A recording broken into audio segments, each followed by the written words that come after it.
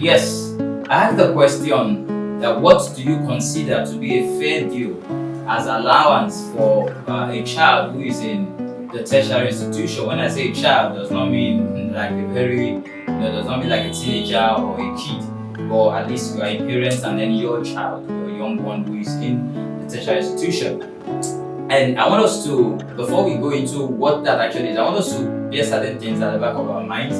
That number one, there is no child that begged to come to this world. Every child came to this world by the decision, of the parents. That is number one. Every child came to this world by a decision of the Most High God. So God has a purpose for every child that is coming into this world. And when both of you, the man and the woman, get into the game, what they are simply saying is that, we are ready to receive another life, to receive another soul, who we will nurture to become, all that God has ordained him or her to become. So it is important for us to have a sense of stewardship and not just see that child as another possession, just like a new car we acquired or a new house we just built or a plot of land that we just bought. But to see that child as the heritage of the Lord, are we getting what I'm saying now? And then the reward of the Most High that God has given to us to nurture for Him. Now, let me also establish this, that every one of us turns out in life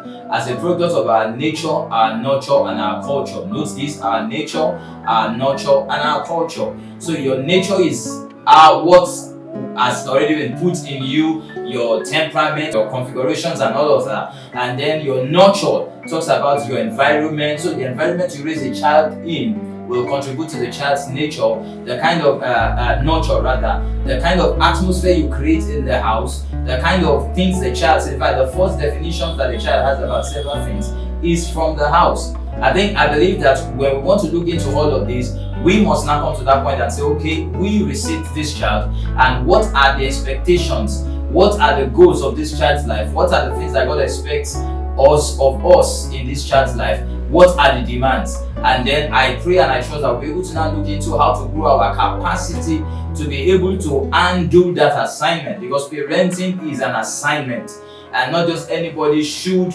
embark on that assignment. Not just to have another person replicate you and all of that. So in looking at that, we must look at what the basic needs of the child are.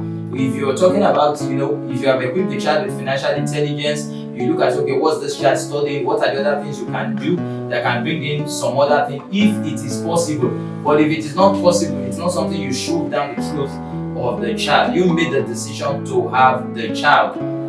A child who's studying medicine, who's studying engineering, studying some very sensitive courses, may not have the luxury and all of the time to be able to do one or two other things. And if there are things you feel, okay, online business and all of that, have you equipped the child for it? So what I'm trying to say is that we need to pay attention to these areas, see to it that the basic needs are met. Talking about feeding, if the child has to transport, to go to school, maybe from the hostel to the lecture halls, we need to know these things, the study materials, what the school fees is, what the accommodation fee is. Those things that are actually essential, it becomes our responsibility to see that those things are met. Data is an important one, in the times where we are. So we see that it takes a whole lot. And what this now does, this tell us? This tells us that we must grow our earning capacity, our ability to earn more.